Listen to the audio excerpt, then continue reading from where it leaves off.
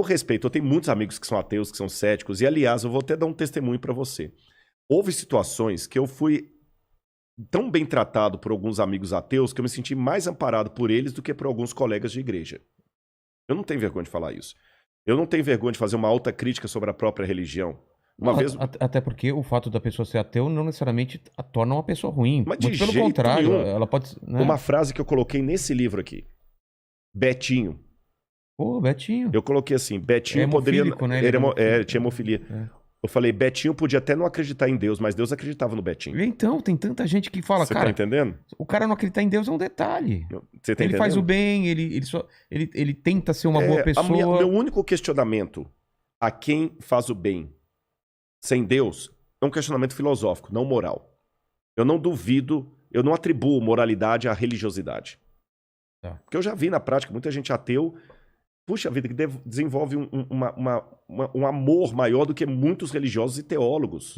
Faz caridade. Faz caridade, um monte de coisa, você tá entendendo? Você tem um monte de pastor aí, picareta, tirando dinheiro do povo à vontade. Você tem padres que mandou tanta gente aí pra Inquisição aí, Torquemada lá da Espanha, o que o camarada fez. Você tinha e para não ficar dando exemplo só católico, eu dou também protestante. Jim Jones, o pastor do diabo, que levou um monte de gente para a morte lá na Guiana.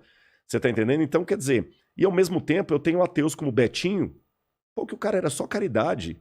E eu fico também perguntando, Vilela, considerando que às vezes a minha vida é a única Bíblia que muita gente está lendo fora da minha religião, eu fico também perguntando se a pessoa é ateu de fato ou se ele rejeita a caricatura de Deus que eu passei para ele. Exatamente. A única pergunta que eu faço pro ateu é uma pergunta de cunho filosófico, não moral. Você faz o bem baseado em quê? Porque se eu for procurar uma explicação última, e essa é uma característica do filósofo, o filósofo sempre procura questões últimas. Você está entendendo? Quando o filósofo pergunta o que é a vida, qual o propósito da vida, um filósofo clássico, principalmente se ele for aristotélico, de linha aristotélica, ele não está perguntando assim, o que você quer fazer terça-feira da semana que vem? É qual o propósito da vida? É uma resposta que valha para o Vilela, para o Rodrigo, para o Mandíbula, para todo mundo. Ele quer o sentido último, de onde eu vim, para onde eu vou. E se não tem Deus, é difícil encontrar uma justificação razoável por que Hitler era um demônio. Porque raciocinemos. Vou tirar Deus da jogada. Dostoiévski dizia, no Crime e Castigo lá, lindo, nos Irmãos Karamazov, tinha a história de Ivan e Smerdiakov, que era o irmão adotivo do Ivan. E o Ivan é um filósofo, ele escreve, vamos abandonar Deus e vamos ficar livres. Porque a religião aprisiona. Limita. Se Deus não existe, tudo é permitido, estamos livres. Aí o Smerdiakov mata o pai deles por herança. Ele era filho adotivo. Aí o Ivan vai à cadeia conversar com o irmão. Ele fala, por que você fez isso? Ele falou assim, graças aos seus artigos. Você é um assassino, você... Não, não sou. Com base em que você está falando que eu sou um assassino, que eu sou errado? Não, você não pode. Se Deus não existe, você que escreveu, tudo é permitido. Não, mas a lei... Não, a lei daqui diz que eu sou um assassino, mas a lei de lá diz que não. Então, veja bem, Hitler é um assassino na lei do meu país. Mas na lei do Terceiro Reich, ele era o Führer. Então, quando eu faço perguntas últimas, qual lei diz que, de fato, isso aqui é errado? Eu tenho que ter um princípio universal para responder isso. E se esse princípio universal não existe, que é Deus, então todas as argumentações, boas ou ruins, se tornam apenas localizadas. Então é por isso que a Bíblia dialoga com a filosofia e com a história. Agora tem um detalhe, uma ressalva. Mas em relação ao seu amigo ateu, por exemplo, qual é a resposta dele? Porque ele faz o bem? Por incrível que pareça, já teve a resposta? Já. Qual é? Mas são respostas que não me convencem, a própria pessoa também diz que não. Meu pai me passou esse ensinamento... Exatamente. Aliás, eu nem vou responder com a opinião do meu amigo ateu. Eu vou te responder da seguinte maneira. Quando você fala, tá bom, ache-me uma ética universal. Porque você sabe que tem a ética e tem a moral. Aí você tem vários. Tem a escola do Aristóteles, você pode falar da escola de Kant, que fala que é a ética do dever, a ética deontológica. Você pode ir para a ética utilitarista de Heidegger. Ou seja, você pode seguir a ética que você quiser. Tá bom? Só que, quando você vai fazer a pergunta última, é a pergunta do filósofo. Claro. Pergunta última, o que é a vida? O biólogo vai falar, não, a vida é quando o coração tá... Não, não é isso que eu tô perguntando. O que é a vida como sentido? Quando você pergunta eticamente, qual é a ética universal? Qual é aquele princípio que faz você agir em prol do bem, que é um princípio que não está atrelado à sua cultura? Eu não estou perguntando perguntas efêmeras, eu estou fazendo pergunta filosófica. Eu não estou perguntando assim, o que é chique? Isso é efêmero, porque o que é chique hoje pode não ser amanhã. Você está entendendo? O que você coloca aqui agora como enfeite, há 30 anos atrás podia ser absurdo. Daqui a 50 anos pode ser ridículo. Pode ser ofensivo. Pode ser ofensivo, tá certo? Hoje eu estou usando aqui, o pessoal não está vendo, eu estou com uma calça jeans, um blazer e uma botina daquelas. Mas há 30 anos atrás eu estaria completamente ridículo. Ia parecer o Falcão, aquele humorista. Você usava jeans, né? Jeans com blazer. Você tá entendendo? Hoje é normal. Então eu não estou perguntando o que é belo no sentido da moda. Eu estou perguntando... Uma coisa além disso. O que é o belo?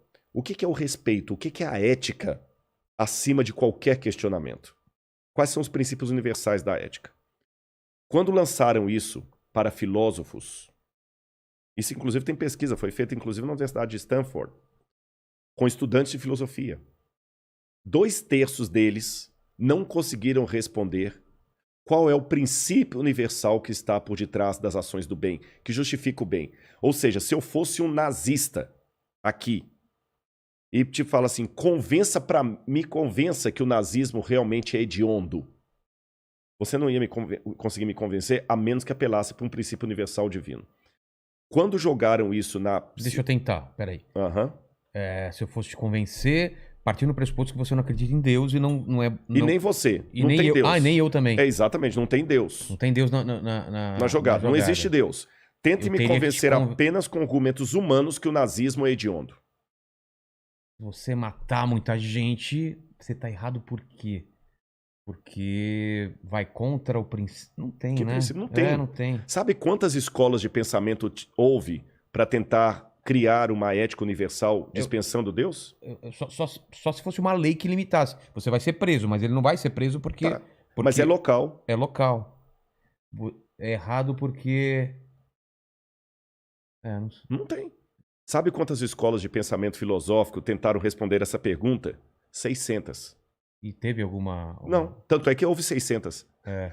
Se houvesse uma resposta coerente não haveria 600 definitiva. propostas. Você tem o biologismo, você tem o próprio evolucionismo, você tem várias, nenhuma delas resolve. Vou te dar um exemplo.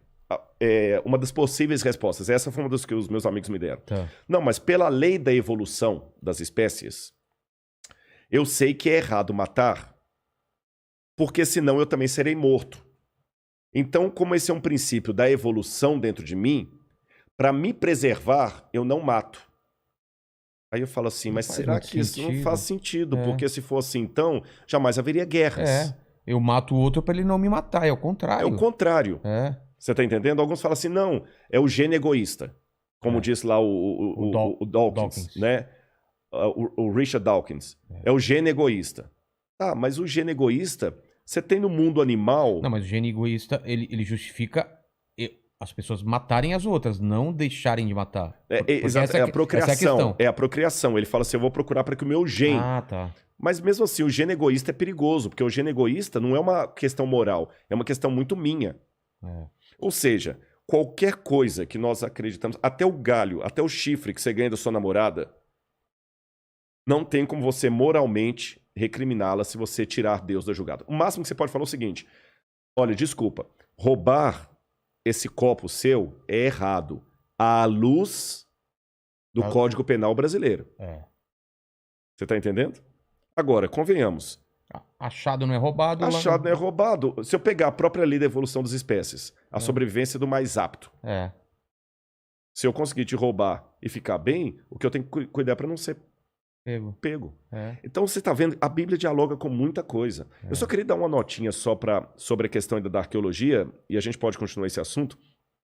Tem uma coisa que muita gente levanta contra a Bíblia, fala assim, Rodrigo, mas você é arqueólogo, você não tem a prova para tudo da Bíblia? Que eu falei que a história pode ser comprovada. Eu tenho que levar em consideração o seguinte, Vilela, o arqueólogo, para entrar nessa área, a primeira coisa que ele tem que aprender é trabalhar com fragmentos de história. Você nunca vai ter o cenário Não, completo. não. Né? Não é só da arqueologia bíblica, não. Se eu O trabalhar... historiador também, né? Exatamente. Se eu trabalhar com a arqueologia dos incas, dos maias, dos astecas, dos egípcios, da Mesopotâmia, a arqueologia africana... Você tem vestígios. Vestígios, porque a ação do tempo, guerra, reocupação de cenário, ladrões de sepultura, muita coisa se perdeu. Mas a gente pode dizer que quem daqui 100 anos quiser estudar o nosso tempo, ele não vai ter fragmento, ele vai ter tudo, ou mesmo assim são fragmentos? Olha, projeção de futuro é uma coisa meio difícil, complicada né? a gente Mas fazer, partindo né? do pressuposto que vai estar tudo aqui, vídeos, fotos, tudo vai Pode estar ser que ele documentado. encontre tudo, mas se a gente continuar na esfera que nós estivemos, ele só vai encontrar as baratas, porque a guerra nuclear, se a guerra nuclear acontecer, aí destrói tudo. e a estupidez humana não me torna tão tranquilo quanto a impossibilidade disso, a inteligência é limitada, a ignorância não. A ignorância não. A menos que Deus intervenha, eu não trabalho tranquilo que o ser humano não vai apertar